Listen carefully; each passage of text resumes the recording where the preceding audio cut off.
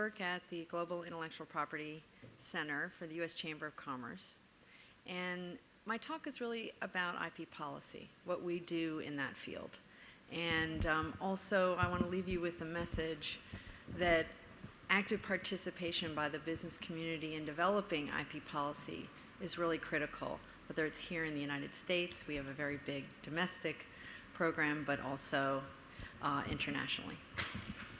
作为这个国际商务部、这个美国商务部的这个负责全球版权中心的这个工作，他们的主要目的是将所有的跟中美相关的这个贸易中的所有的这个领域，包括创意领域还是商业领域的所有的知识产权的问题，都由他们来负责进行双方两国之间的交流。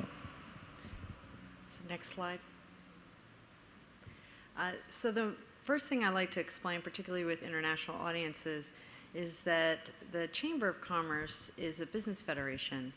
The Department of Commerce is the federal agency. So our department, our chamber, has no relationship with the government. But we did have our beginnings with the government. A president in 1912, William Taft, decided that there was no voice, no national voice in Washington representing the business community.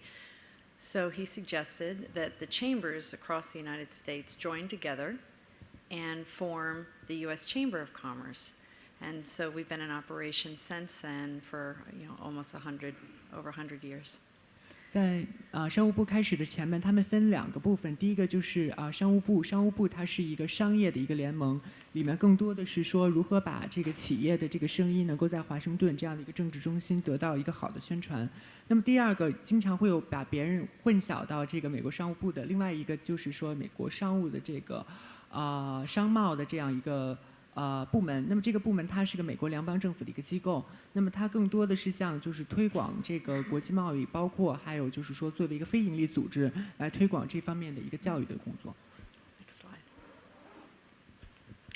So our approach, we have a domestic team and an international team, and we work under these three pillars.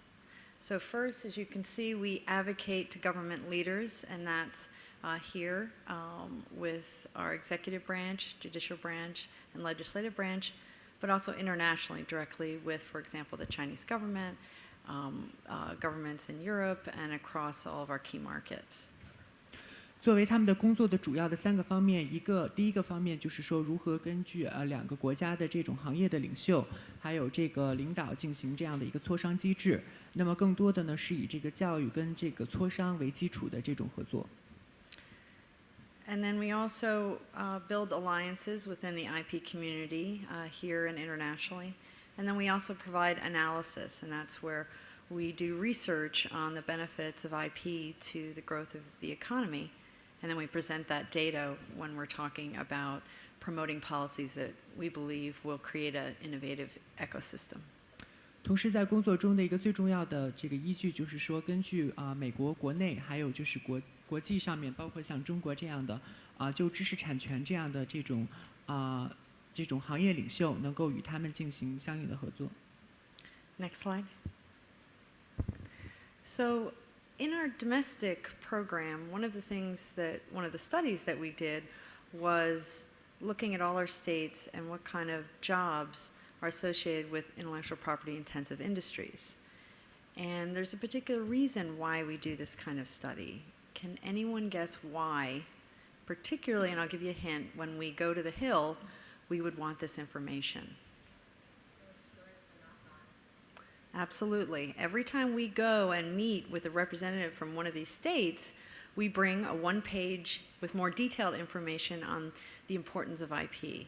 And we do this particularly with incoming congressmen, but also more senior and ones that are in charge of appropriations towards enforcement of intellectual property, et cetera. But here, even in the United States, it's still important that we educate our legislative branch on the importance of IP to their own districts and their own economies. 现在在这里展示的就是说，这个 IP 在这个整个经济发展、各个州的经济发展中扮演的一个重要角色。其中更重要的就是说，它分配各个州他们自己这个知识产权在整个经济当中扮演的每一个角色。这里面产生的这个信息，包括像是知识产权带动经济的这个所有的这些数据。他们将会把这些数据拿到这个美国国会，这些议员将会探讨这个知识产权在这个每个州的经济发展中扮演的角色。Next slide.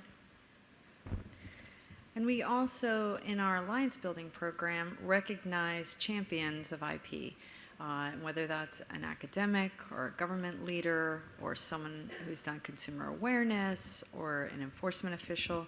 And this year, for the first time, we recognized 2 programs that were China-related. The first is Operation Cloud, and then the second was Mark Cohen, who is a government employee who's worked for 30 years on bilateral relationships with China, particularly focused on improving intellectual property. 那么在他的这个整个工作当中，有2个非常重要的一个形式。第一个形式就是在跟这个中国政府如何来保证在生产、分销，包括在整个销售过程当中能够进行知识产权的这个保护。其中他们以前做的更多的还是就医药方面的这样的一个领域。那么第2个的这个工作呢，就是说与这个美国的这个知识产权局。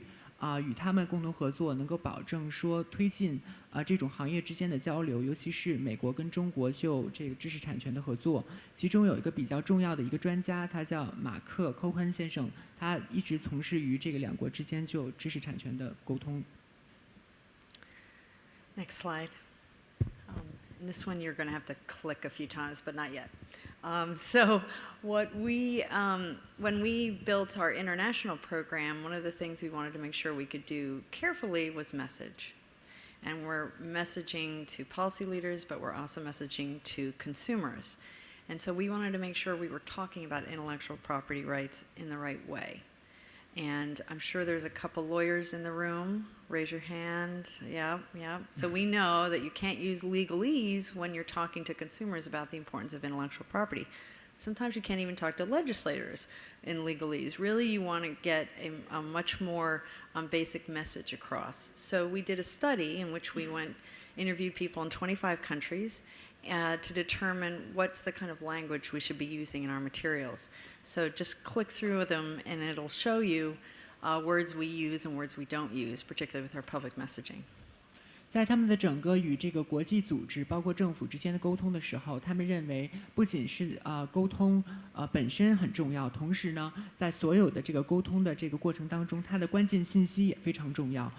所以呢，他们现在做的一个唯一的项目就是说，先录制一个这样的一个纪录片，能够把所有这样的关键信息找到。那么他们在全球25个国家就知识产权对话采访了一些很多的这种专业的个人，还有这个企业的领袖，来决定就是说在这个领域中国际交往中哪些关键词是能够使用与不能使用的。在左边的这边是使用的就是说使用这个词的这个方面呢，他们对于这里面有一个非常这个详细的这个分别。Next slide. So we developed our IP Delivers campaign based on the research we had done. And so our mission really is to influence policymakers. And we have a couple things in this program that I wanted to point out to you. One is the Voices of IP, which is part of why we want to do some interviews today with our delegation members. And also we have a research database of all peer-reviewed articles relating to intellectual property. And so this is something that we want our policymakers to have access to use, so when they're making arguments on IP, they're using the research that's been done as a basis for their arguments. 在里面的这个如何在这个国际交往中，他们就这个知识产权的里面最重要的2个这个服务，包括像是这个知识产权之声。那么这里面的很多的这个信息，包括像政府各个行业中的这个信息，他们愿意去与这个国际的合作伙伴进行分享。那么第二个部分就是说，就这个行业中知识产权的这些问题所围绕的一些这个研究里面包括的很多这些数据，还有就是说它里面所包括的一些组织，都蕴含了这个比较重要的一个内容。Next slide. So our international program is based on 3 different sections in which we are focused on. And mainly the focus is particularly on the key markets and on the trade piece and multilateral is really based on what do our members want. We always have to go back to the chamber when you think we are the voice of industry. And so we ask our members, what are the key markets for you? Where should we be focusing our efforts to improve the intellectual property system? And the trade agreements, of course, we want very high standards for IP in the IP chapters. That's a very critical component of our international program today. 作为这个国际部的这个主任，我们的主要的工作是3个方面。第一个方面就是说，能够就这个国家与国家之间的这种宏观的这种合作的这个条款，在这个平台下进行这个知识产权，还有这个知识产权在不同行业中的合作。那么这个里面包括的这个重要的一个依据，包括条约主要是围绕这个贸易的。那么这个贸易中所提到的这种多方机制多维的机制，还有这个双边机制，包括这个跨太平洋的这个合作协议，能够让美国跟中国在这个大的一个这种框架下就知识产权有好的合作。那么其中他们在这个国际部门的工作中，主要现在的这个重要的工作的这个对象是中国、印度还有欧洲。Next slide. Another project that we're working on is a video documentary of the importance of IP to the China's artists and innovators, etc. So my colleague Ashley Mergen, who's hiding in the back over there, went to China in May and interviewed a number of Chinese entrepreneurs to talk about the importance of IP, the challenges they face, and how do you create a legitimate market that's really going to grow jobs and the economy in China in particular. And if you go to the next slide. And here are some photos from the people that she interviewed. And I know Ashley would be happy to chat with you in more detail about some of those interviews. And we'll release it this fall. So you are all now invited to our video premiere. 在这个整个的这个美国商务部知识产权国际中心的一个最重要的工作，尤其是在中国最重要的工作，现今是在录制一个关于这个中国的这个创业者，还有这个中国艺术家就知识产权问题的这个讨论的这个纪录片。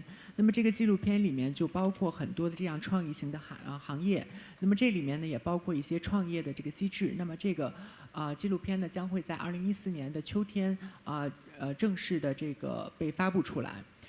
这些图片呢是当时他的同事在这个中国在进行一些采访的过程当中所包含的有一些行业，还有他们现场被采访的这个现场的这个照片。那么里面的这个4个行业，他们所遴选出来的一个是医药，一个是电影，一个是科技，还有一个是相应的这种创意产品的这个领域。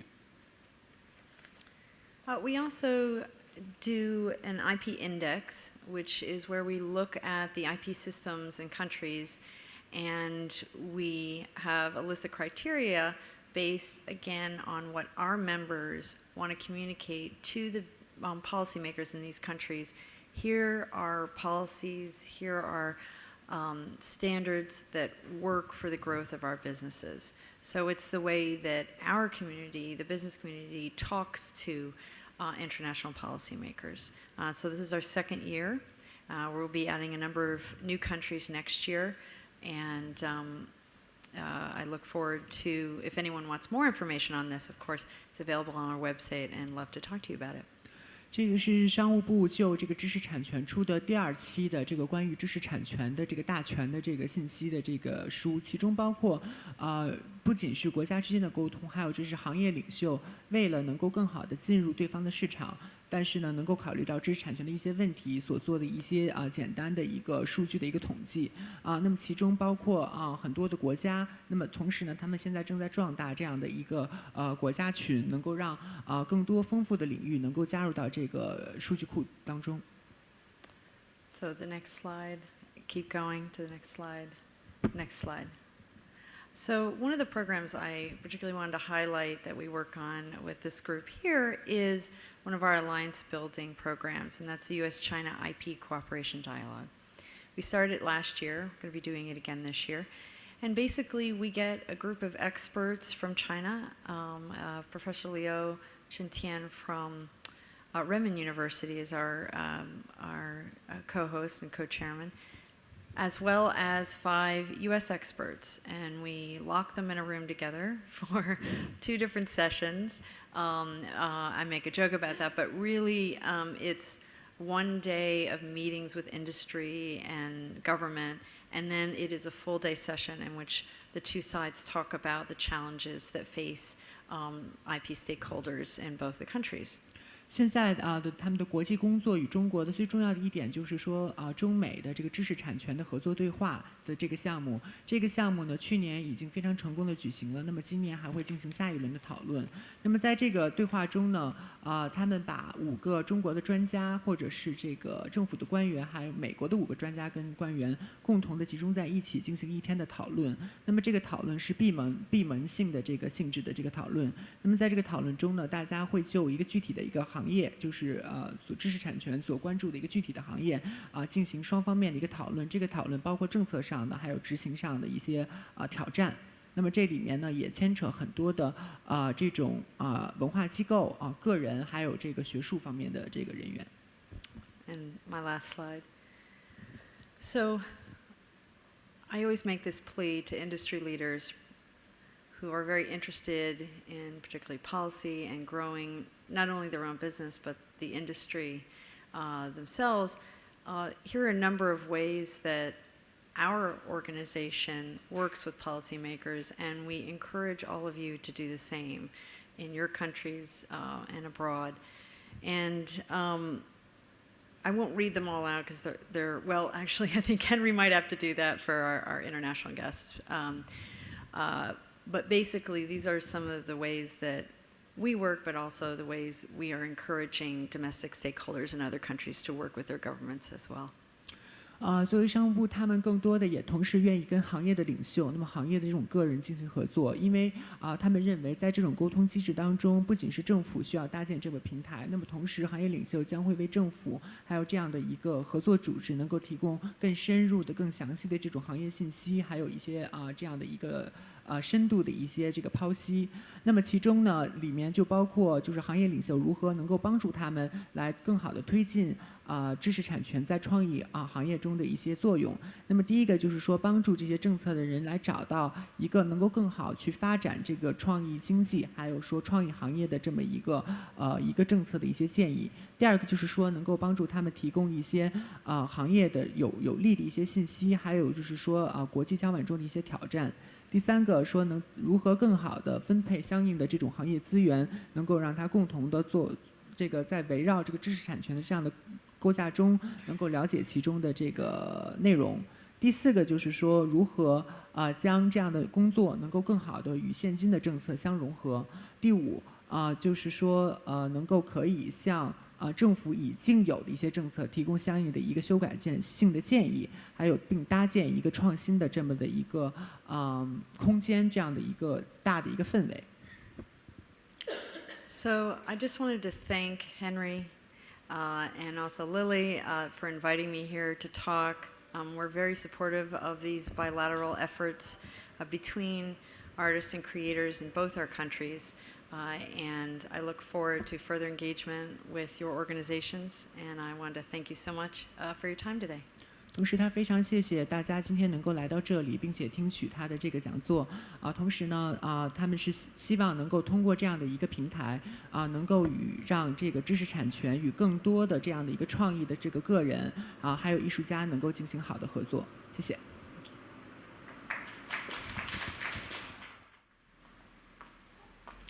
谢谢艾伦女士，谢谢各位来宾。我是从中国来的这个主办方。And good morning, ladies and gentlemen, and thank you very much for your presentations, Alan, and thank you very much for having me here to make a short presentation on what we're doing to connect the IP issues to the creative fields. 我叫丽丽。今天呢，我们话题中讨论到了这个版权的问题。那么这次我们从最开始去年来组织这样的一个中美庆祝美国和北京30周年，然后用两个国家的这个设计师能够放在一起，来一起参加这种展览。我们这样的一个活动是第一次，也是同样的从第一天开始我们就重视版权，所以把北京版权中心和我们一起放在一起合作。Since the Design at Plus in general is initiatives launched by both the DC government and the Beijing government to promote the collaborations on the creative fields, and also as the ways to celebrate the 30th anniversary of the sister cities between the District of Columbia and Beijing, China. And as we put this design exhibitions together, and we realized that the intellectual property right is also something really important and can be a great addition to the city-to-city and government-to-government dialogue. 这一次呢，那个北京国际版权交易中心呢，他们因为有一些会议的原因，所以出不来，所以呢，让我来这里传达他们一些版权一些新的行动的一些信息。Today, I would like to represent the Beijing, our partner of the initiatives, the Beijing International Intellectual Property Center, which is located in Beijing and affiliated to the government. They would like to make presentations on what they're doing in their system to help the industry can be registered with IP in order to protect artist interests and also to welcome the international counterparts to aware of this effort. 我们这一次的展览中呢，那么我想先传达一些信息给大家，就是在过去的中国的一些设计展览中，可能大家并没有重视去，尤其是在中国没有重视去申请一个版权登记和保护，那么这些作品呢就出国了，就到其他的国家去展览。Based on our past experiences in collaborations with the Beijing Design Week and Design Shanghai, the different kind of design fairs and movie production, we realized that before they export their products or their productions to overseas, they didn't get their product or items registered with IP. And so with that past experience, we realized that this system's going to be really helpful and effective to increase the awareness among the creative community. 那么过去呢，出现有3个问题，就是他确认这个很多的艺术品、很多的设计师还有艺术家的想法和他们的智慧创作就被 copy 了。然后有三点是非常难的确认，在过去一直到现在为止，还是有一些像追溯一个是确认版权，就是这是原创者是谁，这是第一难。第二个呢就是保护难，第3点就是法律上的认证和追溯更难。So in terms of how we combined IP issues to the creative fields, and Beijing government realized there are 3 major challenges that build certain and serious obstacles for this effort. So the first is there's no tracking system in China that would able to help them to understand who is the primary owner of the products or the production. And second is that there's no really solid and legitimate protection system that in place would able to give them advice and policies for the industry leader to understand the verification system. 因为许多的设计师和这个设计师也好，建筑师也好，还有这个艺术家也好，他们的作品、他们的设计，都是要搭建一个产业和商业的平台，而不是仅仅是一个展览。那么它需要搭建一个长期的一个产业链。那么常常发生的是，第一次的一个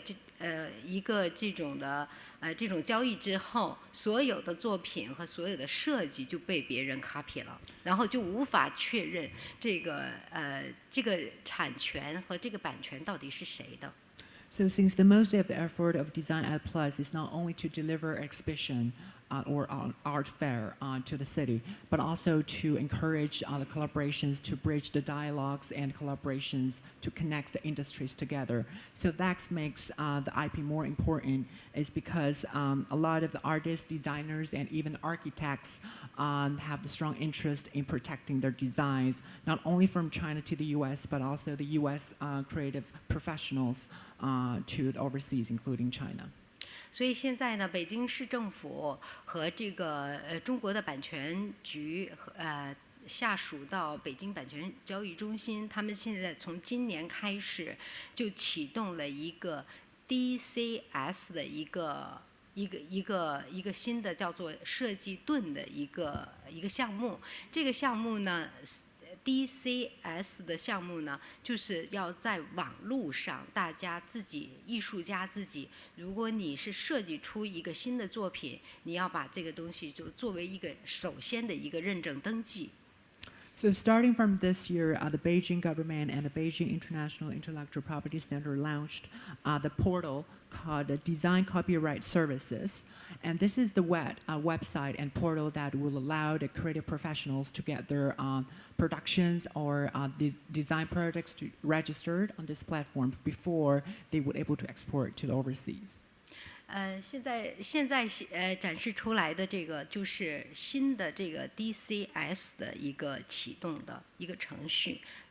很对不起，他们现在北京政府这边呢，他们还没有英文的，他们打算要出英文的，是因为我们这次的这个展览，每一个中国的设计师和这个作者、这个艺术家，他们都已经登记了版权。在这个北京市版权中心登记了版权。And this is the web page of the DCS, but unfortunately we didn't launch the English version yet, but they will get that done soon. And also, all the designs here in this space, all the designs here are registered through this portal, and then directly to the National Administrations of Trademark and Copyright. Yeah. 那么我们的这个展览呢，因为还要去中国，回到中国北京展览，这是一个双方的一个展览，两个城市的展览。那么美国的一些作品还要被带过去。那么过去发生的是，海外的作品，因为欧洲的作品到中国特别多，那么很多的艺术家有很多好的设计师和作品都不敢去中国，就是怕一旦去了就被copy 了。So as the return exhibition, we will also allow the U.S. designers to get their design registered through this process before they go to Beijing in September. And also based on the experiences, a lot of the famous designers wouldn't go to China to display their items or designs because they don't want to have the copyright issues. So this is the portal that will allow them to leverage to build this solid and concrete legitimate platforms for their designs. 哎呀，那这次呢，我们要回去的一些带过去的一些美国设计师的作品，我们更希望让设计师和这些艺术家们能知道。有这样一个认证，如果你的作品进入中国之前，你要先做一个电子上面的登记，这个是电脑的一个服务。This is one kind of the effort that we're using to promote, to increase the awareness among the creative professionals, and also this is our advocacy effort to bridge international industry collaborations on IP. So she would like to explain a little bit about the procedures and also the categories that included on this platform. Yeah. 这个内容呢有几个一共有6个步骤。第一个步骤呢是申请使用设计盾。So there are 6 separate steps that the designers or creative professional would able to get their products registered. So the step 1 is to apply their IP code through 第二 this 个步骤 platform. 是注册用户信息。 And they will register their product and register their personal information. 第三个步骤是申请上传保护文件。 A third step is to upload the items or the product that we're trying to be protected, and also that needs to include a lot of details about the dimensions, the types of versions. If that is limited editions, that's going to be a separate consideration. 在这个第三个步骤中，你要把这个设计师的作品、图片还有你的这个所有的 information 这些信息，多少尺寸、什么材质都要上去，还有你自己的设计师的名字。 So the third step is most crucial step is because a lot of people do have a lot of missing information, and that makes the copyright protection efforts going to be really hard. 第四步是系统给出使用金额的估价。 And the fourth step is to have the valuation and assessment on the value of their items and their product. 第五个步骤是网上付款。 And the fifth step is the online payment. 第六个是申请通过，然后就是给你一个电子版的证书。 And the step 6 is they will issue a digital and physical certificate attached to this design and product. 这整个的一个付款到目前为止呢，他们是因为6月18号开始启动的这个电子的这个 DCS， 所以呢，到今年年底，这个申请是免费的。 So since this is a new portal, so it is free for all the professionals and users at this point until next year. 他们一般的来讲是普通的认证的价钱是一个作品人民币大概不到100块。 So in terms of online payment, the registrations requires approximately 100 RMB for each product. 那个特别的艺术品，你如果想做特别的认证，那么就根据你的价值，他给你一个金钥匙，就是给特别保护起来，大概是200-300人民币。 If the designers or the producers want their copyright can be protected with a special focus and also in collaboration with the National Administration of Trademark, they can get another additional certificate from them based on this portal. 而且它整个的这个 DCS， 这个最主要是 DCS 是 service 是服务，他们有一个新的计划，就是希望这一切的这个 DCS 的项目进入学校，每一个艺术院校，他们将会进入每一个艺术院校和艺术学院，然后让学生自己，因为这个。 申请版权是很个人性的，尤其是在中国，他们希望每一个人都很重视这个版权的重要性，所以他们会进入学校中做这种的宣传和做这种的服务工作。 Since DCS is also the platform to educate the creative professionals about the IP, so they also have initiatives to bring these DCS systems to the universities and colleges and allow those emerging designers and creative professionals who are able to aware of the IP issues before they get into the professional career and industry later. 北京版权交易中心让我传达一个信息，希望呢跟美国这边看看有没有什么这种版权教育啊，这种做这种培训呐，还有其他的一些项目的合作。 And also, the Beijing International Intellectual Property Center is interested in working together with agencies, but also the organization and individuals who would able to provide an effective advisory support to this portal in order to allow them to make this portal more international and in conjunctions with the current U.S. system. 谢谢。 And thank you very much.